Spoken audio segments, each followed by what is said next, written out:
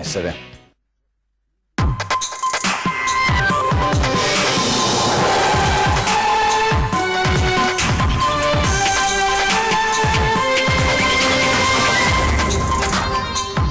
Scosse di terremoto registrate all'alba di oggi in provincia di Udine, la più forte con una magnitudo di 3,9, il sisma avvertito nelle stesse zone del terribile terremoto del 76.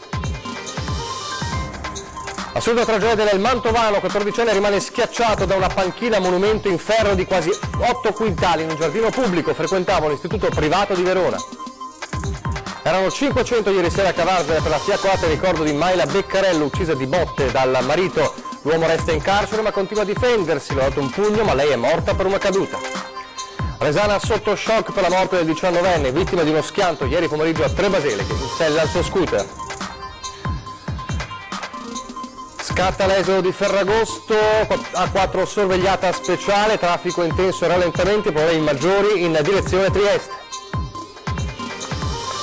Allarme legionella nel Vicentino, 6 casi nel territorio dell'Ulsotto Beric negli ultimi giorni, una 88enne lotta tra la vita e la morte. Martedì a Venezia i funerali di Cesare De Michelis, il presidente della casa editrice Marsilio, scomparso improvvisamente a Cortina, messaggi di cordoglio dal mondo della cultura e delle istituzioni. Stessa patologia, stesso ospedale, intervento compiuto contemporaneamente e decorso nella stessa stanza, la singolare storia dei due anziani coniugi di San Fior operati al Cafoncello di Treviso.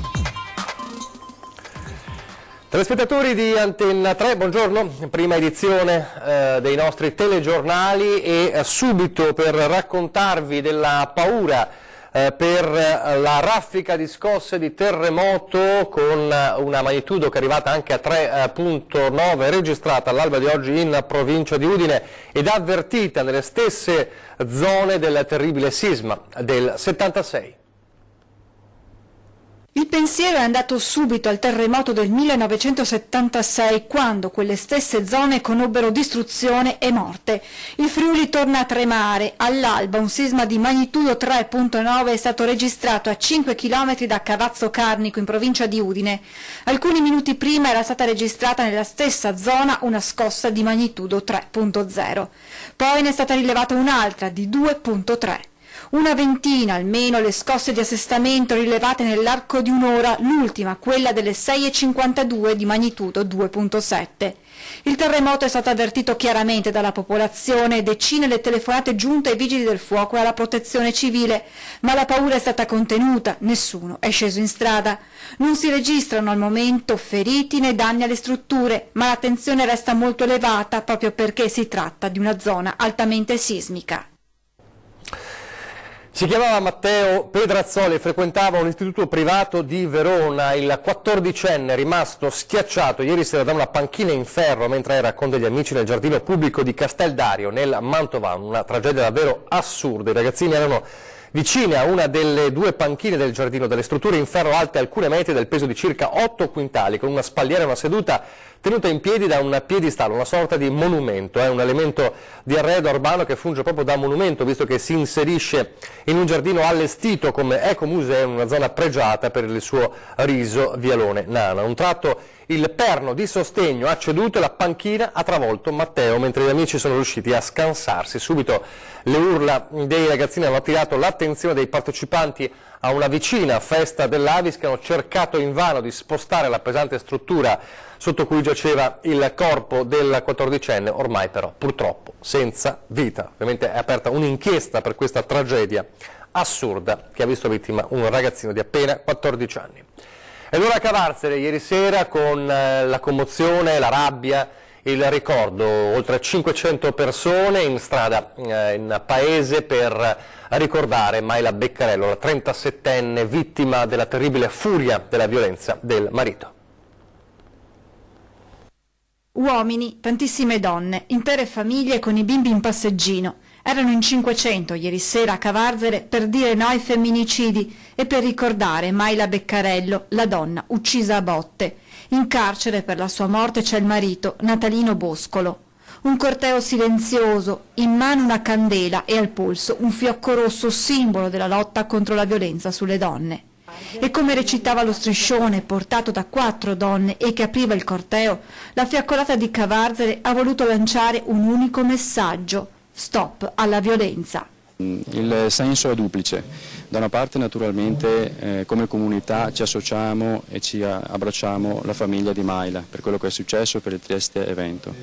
Dall'altra parte invece mettiamo l'accento a un problema che è un problema che persiste non solo nel nostro territorio ma nell'intero territorio nazionale, anzi mondiale, che è quello della violenza contro le donne. Questo può servire, spero possa servire come segnale perché questo non possa più succedere. Anche i bar e i ristoranti per mezz'ora durante la fiaccolata si sono fermati, come chiesto dal sindaco Tommasi. Confusi tra la folla anche alcuni familiari di Mayla, tra loro il fratello, il cognato e una zia. Ma è un intero paese ad essere sceso tra le vie di Cavarzere per dire alle donne di chiedere aiuto, di non aver paura. Un messaggio lanciato dal palco anche dalla responsabile di un'associazione che aiuta le donne vittime di violenza. Il nostro centro appunto è a disposizione di tutte le donne che anche solo pensano di vivere una situazione di violenza. Siamo a piena disposizione in questo senso. Intanto il marito della donna resta in carcere, ieri c'è stata la convalida dell'arresto del 35enne, accusato appunto di averla uccisa, ma continua a ripetere di averle dato solo un pugno e 2 schiaffi, che la donna è morta dopo una caduta nella doccia e ha raccontato che la violenza sarebbe scaturita dalla lettura di una scenata di gelosia dopo la lettura di un SMS da parte della donna. Natalino Boscolo Zemello resta in carcere, così ha disposto il giudice del Tribunale di Venezia David Calabria, dinanzi al quale è comparso il 35enne di Sottomarina che mercoledì mattina ha ucciso la moglie nella loro abitazione a Cavarzere. L'uomo è accusato di omicidio volontario con l'aggravante della crudeltà e dei futili motivi. Il giudice ne ha convalidato l'arresto e confermato la custodia cautelare in carcere. Durante l'udienza di convalida, Natalino Boscolo è stato assistito dal suo legale Andrea Zambonna del Foro di Treviso, a cui nei giorni scorsi ha fornito la sua versione dei fatti. E quei minuti di orrore al 13 di via Regina Margherita assumono, se possibile, contorni ancor più sconvolgenti e crudeli di quanto non abbiano già mostrato le immagini che testimoniano la violenza scaricata addosso a Mayla Beccarello. Natalino Boscolo, al suo difensore, ha parlato di una lite di prima mattina con la moglie, che si è trattato di un incidente, che non era sua intenzione uccidere la donna. Il 35enne, che in casa stava scontando una condanna a 18 mesi per una tentata estorsione e violenza privata, ha confermato di avere picchiato la moglie, sbattendola ripetutamente contro un muro fino a provocarle una copiosa fuoriuscita di sangue dal naso, ma che a quel punto si sarebbe fermato e Mayla gli avrebbe chiesto di essere accompagnata a fare una doccia, dove la donna, colta da malore, sarebbe scivolata battendo fatalmente la testa. Una versione non coincidente con quanto emergerebbe dai primi rilievi, che dicono che nel piatto della doccia Mayla sarebbe stata portata di peso dal marito, intenzionato probabilmente a dilavarne il corpo con l'intento di occultare le proprie responsabilità. All'udienza di convalida era presente il sostituto procuratore di Venezia Stefano Buccini, titolare dell'indagine, che ha affidato al medico legale Antonello Cirnelli l'incarico di accertare le cause del decesso della donna e di chiarire la dinamica dei fatti. L'esame autoptico sarà eseguito lunedì prossimo. È sempre lunedì, ma ad Agugliaro si terranno i funerali di Andrea Anzolin, il 42enne vicentino morto nel tragico incidente in A14 a Bologna, nell'esplosione dell'autocisterna che lo stesso 42enne autista guidava in quanto dipendente dell'azienda Loro di Lonigo, una tragedia che ha scosso ovviamente l'intera comunità, che giovedì sera si è ritrovata in chiesa per un momento di preghiera, stringendosi attorno alla moglie Barbara e ai genitori Costantino e Rita del giovane autista. Quindi lunedì l'ultimo addio ad Andrea Anzolin, mentre ieri sera l'ennesima purtroppo vittima della strada, un ragazzo di appena 19 anni che era in sella al suo scooter a Tre Baseleghe. Lo aspettavano in centro a Resana, alla pizzeria Ido Mori, dove lavorava facendo le consegne, per le 18:30, Ma lì Michele Ranzato, 19 anni appena, non è mai arrivato. È lui la vittima dell'incidente che si è verificato ieri pomeriggio alle 17:30 in via Castellana a Trebaseleghe, nell'Alta Padovana. Non semplice la ricostruzione del sinistro da parte della polizia stradale.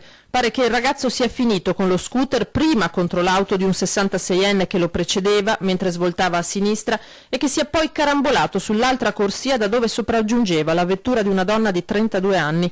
Un doppio impatto, poi lo schianto contro un albero. Malgrado i tentativi di rianimazione, il ragazzo è deceduto sul posto. Ex giocatore di basket della Virtus Resana, si era appena diplomato all'ITIS Pertini di Campo San Piero. Sulla morte del giovane che lascia i genitori e un fratello, la procura aprirà un'inchiesta. Su fronte traffico, intanto oggi è scattato ufficialmente l'esodo per il ponte di Ferragosto e la situazione è a due facce lungo l'autostrada A4, che ovviamente è sorvegliata speciale. Una situazione tranquilla, almeno fino a questo momento, sulle autostrade di competenza di CAV, cioè A4 Padova Est Venezia, Passante di Mestre e A57 tangenziale di Mestre. In questa prima parte infatti c'è traffico intenso registrato tra Padova Est e Bivio A4 A57 in direzione Trieste. Nella sala che costantemente monitora la situazione ed elabora i dati del traffico in tempo reale con le immagini che vediamo proprio in questo momento, si sono registrati picchi di transito che però non hanno mai superato i 4.000 veicoli l'ora nel tratto più delicato, quello tra Padova e Arino. Dunque traffico consistente e intenso, ma non critico. Il pomeriggio, ovviamente anche domani, è previsto ancora traffico da Bollino Rosso. Più difficile la situazione sulla rete autostradale gestita da Autovie Venete, in particolare lungo la A4 Trieste-Venezia, come era stato previsto, dato che il fine settimana appena cominciato ed è finito su quella zona da Bollino Nero. Una coda di alcuni chilometri, infatti, almeno 4 si è formata già ore fa all'altezza della barriera di Lisert, ingresso a Trieste, uscita per turisti diretta in Slovenia e in Croazia. Molti vacanzieri provengono da Austria e Germania, ma sono tanti anche gli italiani. Dunque situazione di traffico intenso, come dicevamo, vedremo come si svilupperà nel corso della giornata e poi anche domani. Intanto sul fronte della viabilità torna a parlare di Pedemontana il governatore del Veneto Luca Zaia. La necessità impellente di realizzare la superstrada pedemontana veneta è un messaggio diretto al Ministro dei Trasporti Toninelli e alla volontà del governo di effettuare delle verifiche. Sentiamo. Sappiamo solo che la pedemontana, in base alle carte firmate, ci deve essere consegnata, finita, ultimata in fine 2020. Ricordo che è la più grande infrastruttura in cantiere oggi in Italia, 94 km e mezzo, 16 caselli, 36 comuni, 2 miliardi 258 milioni di euro di opere. Giù le mani dalla pedemontana. Luca Zaia usa parole che sembrano tagliate su misura per rispondere al ministro 5 Stelle Danilo Toninelli, che aveva annunciato di voler capire bene costi e benefici dell'opera. La pedemontana veneta, la più grande opera in cantiere in Italia, non si tocca. A ritenerla strategica è il tessuto produttivo del nord-est. I cantieri sono aperti e pur nella legittimità dei controlli che il Ministero deve compiere, sottolinea Zaia, rimane poco di cui discutere. La pedemontana è un progetto del 1990, l'attuale progetto in cantiere è del 2002, la gara è del 2006 e l'aggiudicazione in virtù di una sentenza del Tribunale del 2009. Noi siamo arrivati nel 2010 e abbiamo recuperato con non pochi sforzi, qui c'è con me l'assessore D'Alberti, abbiamo recuperato con non pochi sforzi tutta la partita, abbiamo fatto squadra coinvolgendo l'ANAC, l'Autorità Nazionale Anticorruzione, abbiamo coinvolto la Corte dei Conti, l'Avvocatura dello Stato, addirittura abbiamo nominato come commissario della pedemontana il vice avvocato generale dello Stato, che era l'avvocato Marco Corsini, e noi, insomma, se qualcuno vuole vedere carte, noi ne abbiamo quintali di carte. Quasi un monito, chi vuole vederci chiaro sulla questione pedemontana deve solo accomodarsi. Un monito che Zaia ha lanciato ieri mentre era impegnato in un sopralluogo, un'altra importante opera strutturale, cioè la elettrificazione della rete ferroviaria veneta nel cantiere Conegliano. Vittorio Veneto. 180 km di linee da elettrificare, 3 anni di lavorazione fino al termine del 2020 con interventi suddivisi in 2 fasi. Questi i punti principali del progetto di elettrificazione della rete ferroviaria veneta. Sopralluogo del governatore Zaia insieme all'assessore dei trasporti Elisa De Berti al cantiere aperto in prossimità della stazione Soffratta Vittorio Veneto. La prima tranche di lavori attualmente in corso e che si concluderà entro il 2019 prevede un investimento di 30 milioni di euro per la realizzazione di 3 tratte, la Bassano Campon-Sapiero, la Castelfranco Montebelluna e la Conegliano Vittorio. La seconda fase del programma di elettrificazione prevede la chiusura del cosiddetto anello basso tra Treviso e Vittorio Veneto, con gli interventi sulle tratte Treviso, Montebelluna, Belluno, Ponte nelle Alpi, Vittorio Veneto. Nella seconda fase procederemo anche con la realizzazione del sottopasso per Vittorio Veneto e sono state fatte le opere per predisporre proprio la realizzazione più semplice possibile del sottopasso viaggiatori. Un progetto nato nel 2015 per superare i problemi determinati dalle rotture di carico. Ci siamo impegnati ad investire e a fare delle scelte politiche per arrivare a togliere la rottura di carico sia di Montebelluna che di Conegliano. Promessa mantenuta, dice l'assessore De Berti, che ricorda come la Regione nel 2016 avesse ordinato 9 elettrotreni per il cui funzionamento era necessaria però l'elettrificazione. A questo punto la palla è passata nelle mani di RFI con l'avvio dei cantieri. RFI ha iniziato e con oggi vediamo il cantiere la prima fase e sono assolutamente fiduciosa che nel 2020 vedremo la realizzazione di tutto l'anello basso del Bellunese elettrificato. Interventi che andranno a migliorare il servizio a Vittorio Veneto e Conegliano. Un rinnovamento di tutta la tratta ferroviaria che verrà elettrificata, tra l'altro si inserisce anche insieme a un altro grande lavoro che è stato fatto dalle ferrovie, che è stata la ristrutturazione della nostra stazione di Conegliano, per cui veramente entriamo finalmente nel nuovo millennio. Ma le novità per quanto riguarda il trasporto su rotaie non si fermano qui. Come ricorda l'assessore De Berti, oltre ai lavori di elettrificazione vi sono interventi per il miglioramento delle infrastrutture, dei mezzi e dei servizi, per l'eliminazione dei passaggi a livello e l'istituzione del biglietto unico. Tra investimenti infrastrutturali, miglioramento del servizio e il biglietto unico che arriverà nel 2020 sarà una vera rivoluzione del ferro. Adesso una breve pausa pubblicitaria.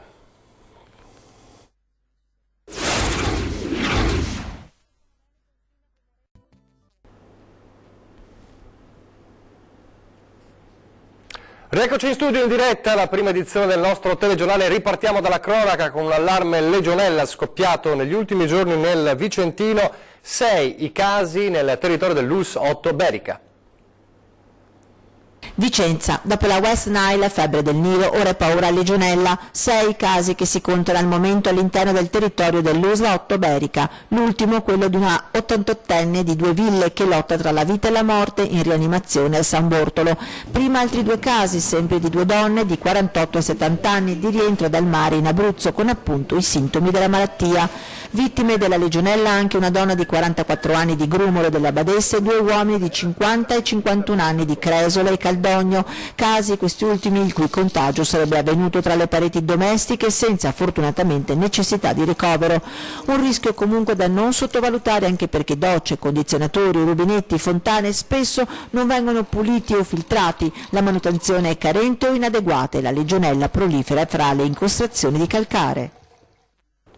Su richiesta della Questura di Venezia è stato accompagnato con un aereo nel centro di permanenza per i rimpatri di Bari Sobi Maiti, il tunisino protagonista da mesi di aggressioni e violenze a Marghera. Più volte espulso, era sempre tornato nel territorio veneziano. I poliziotti del commissariato di Marghera hanno fatto irruzione in uno stabile abbandonato e lo hanno notato. Maiti ha cercato di darsi alla fuga ma è stato bloccato e accompagnato in questura insieme ad altri extracomunitari. È stato fatto salire su un aereo della Guardia di Finanza che lo ha dunque condotto a Bari e intanto sono stati resi noti i risultati dell'attività di controllo, della maxi operazione di controllo in questi giorni nella stazione ferroviaria di Mestre, uno dei luoghi a rischio della terraferma. No, ci dice quanto emerso da questi controlli Tommaso Stoppa in diretta telefonica. Tommaso. Sì, buongiorno a tutti da Mestre, dove la Questura ha appena diffuso i risultati dell'operazione di 2 giorni fa all'interno della stazione ferroviaria, operazione di cui vi avevamo già dato conto nelle scorse edizioni dei nostri telegiornali. Nella operazione sono state impiegate ben 16 pattuglie e complessivamente 70 agenti per controllare in maniera capillare tutto quanto si muoveva all'interno dello scalo e anche nelle zone immediatamente prospicienti. Le persone controllate sono state 130 e per 3 di loro, che sono risultate presenti irregolarmente sul territorio nazionale, sono state avviate le procedure per l'espulsione. Sono state anche indagate in stato di libertà 2 giovani donne straniere per il reato di ricettazione. Queste 2 donne erano state notate dagli agenti in borghese, perché questa operazione si è svolta sia con agenti in divisa che in borghese. Sono state notate in una via nelle vicinanze della stazione, che si dividevano di un grosso fascio di banconote che poi hanno nascosto sotto la camicetta. Naturalmente un comportamento che gli agenti hanno trovato sospetto, si sono avvicinati per un accertamento e queste 2 donne si sono lanciate in una fuga a piedi. Sono state immediatamente fermate, anche perché il cordone di poliziotti, come vi dicevamo, era consistente e hanno dovuto consegnare queste banconote che sono risultate essere 130 euro e ben 1000 yuan cinesi. Non hanno parlato, non hanno detto una parola sulla provenienza di questo denaro e da qui dunque la denuncia. L'operazione, spiegano dalla questura, si inserisce in un'attività capillare di controllo che viene effettuata con sempre maggior vigore nella zona delle 2 stazioni ferroviarie, sia quella di Mestre che di Venezia Santa Lucia, soprattutto in questo periodo dove sono particolarmente affollate di turisti, e ha come fine non soltanto quello di garantire la sicurezza naturalmente, ma anche una maggior serenità da parte della popolazione. Da Mestre per il momento è tutto, a voi la linea. Grazie anche a Tommaso Stopa. Lasciamo la cronaca, si svolgeranno martedì alle 14 i funerali di Cesare De Michelis, lo storico presidente della casa editrice veneziana Marsilio, scomparso 2 notti fa a Cortina improvvisamente. Avrebbe compiuto, lo ricordiamo, 75 anni il 19 di agosto. Nel frattempo continuano ad arrivare messaggi di cordoglio dal mondo della cultura, dal mondo delle istituzioni per la scomparsa di una grande figura italiana, non solo veneta. Era un uomo, come si può dire, un burbero, un finto burbero, in realtà una persona generosa, una bruttissima perdita non solo per la casa editrice, per la cultura italiana e, se posso permetterlo, anche per me. Ecco, questo è quello che così a botta calda mi sento di dire. La voce rotta dell'emozione per ricordare un amico, prima che un editore. Le parole di Massimo Fini sintetizzano bene lo stato d'animo per la scomparsa di De Michelis. Scrittore e giornalista controcorrente, penna tra le migliori degli ultimi decenni in Italia, Fini era uno degli autori più amati dal presidente di Marsilio. Cesare era uno degli uomini più colti che io abbia conosciuto. Mi ricordo che alle volte gli ho suggerito qualche autore e lui, sia che accettasse la proposta sia che non accettasse, rispondeva sempre con una risposta motivata, cosa che nessun editore oggi fa più. Con Cesare De Michelis scompare un grande veneto e l'omaggio del governatore Luca Zaia. Il suo nome è sinonimo di industria culturale, quella vera, e di capacità di visione. Il Veneto perde un grande uomo di cultura dagli interessi poliedrici, capace di guardare in faccia il futuro e di anticipare i tempi. Ci mancherà e lo ricorderemo con rimpianto, annuncia il prossimo 22 settembre a Treviso, alla consegna del premio Parise, di cui presiedeva la giuria. Lo ringrazieremo ancora una volta. Il cordoglio è anche del sindaco di Venezia, Luigi Brugnaro. La nostra città oggi dice è triste perché ha detto addio a uno dei suoi rappresentanti più illustri. Per il presidente dell'Associazione Italiana Editori, Riccardo Franco Levi, abbiamo perso un maestro che ci ha dato una lezione di qualità, indipendenza e grande passione. Un veneziano europeo di idee e di opere, secondo lo scrittore politico Gianfranco Bettin, un socialista laico e senza pregiudizi, con cui discutere e confrontarsi era sempre stimolante e utile, un impegnativo piacere politico e intellettuale. Perché la mente aperta era il suo più grande dono. Molti dei miei libri, le tesi che c'erano, lui non le approvava per niente, ciò non gli impediva affatto di pubblicarli. E allora la singolare storia, siamo a Treviso, di una coppia di anziani coniugi sposati da 55 anni, ricoverati nella stessa stanza per sottoporsi nello stesso giorno a un identico intervento.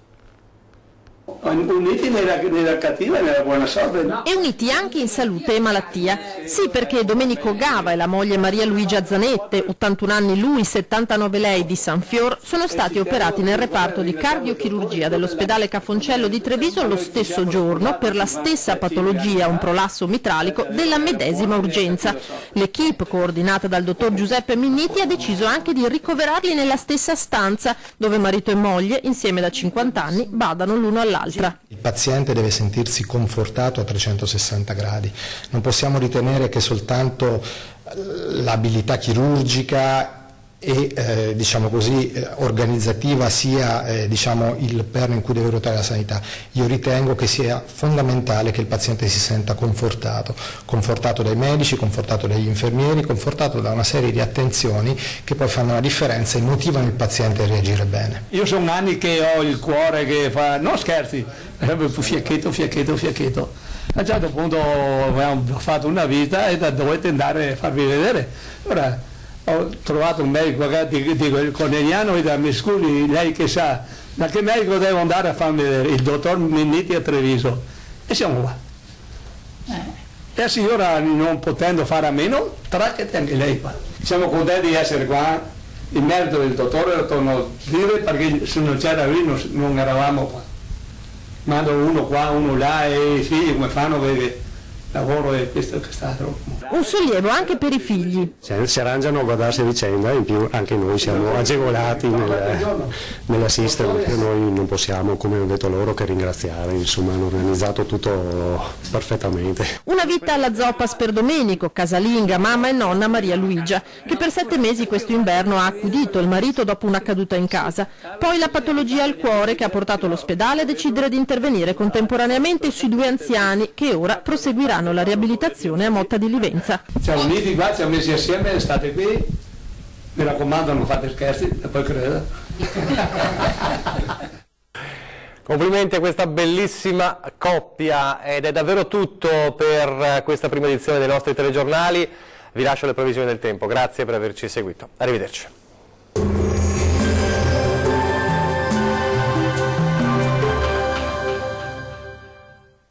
Ben ritrovati al meteo. Alta pressione e dunque bel tempo su tutto il nostro territorio, ma vediamo il dettaglio. Sul Veneto ampio soleggiamento, sarà dunque una splendida giornata all'insegna del sole su tutti i settori. Al pomeriggio tuttavia non si esclude qualche breve acquazzone di calore sui rilievi del Bellunese, cielo sereno o al massimo poco nuvoloso altrove. Temperature minime tra 19 e 24 gradi, valori massimi compresi invece tra 28 e 33 gradi. Diamo uno sguardo ora al Friuli Venezia Giulia. Poche novità, situazione molto simile, solamente con qualche pioggia al pomeriggio sui rilievi alpini. Ampio soleggiamento invece altrove, con il cielo che si presenterà sereno o al massimo con presenza di poche nubi a carattere sparso. Temperature minime comprese tra 21 e 24 gradi. Valori massimi oscillanti invece tra 30 e 33 gradi circa. Vediamo infine la situazione del Trentino Alto Adige. Non cambia di molto la previsione, con tanto sole al mattino e con accesa instabilità invece a partire dal pomeriggio, con locali temporali sui settori alpini di confine, localmente anche di moderata o forte intensità. Temperature minime tra 16 e 17 gradi, valori massimi compresi invece tra 31 e 33 gradi circa. Dal meteo di Antenna 3 per ora è tutto, arrivederci al prossimo aggiornamento.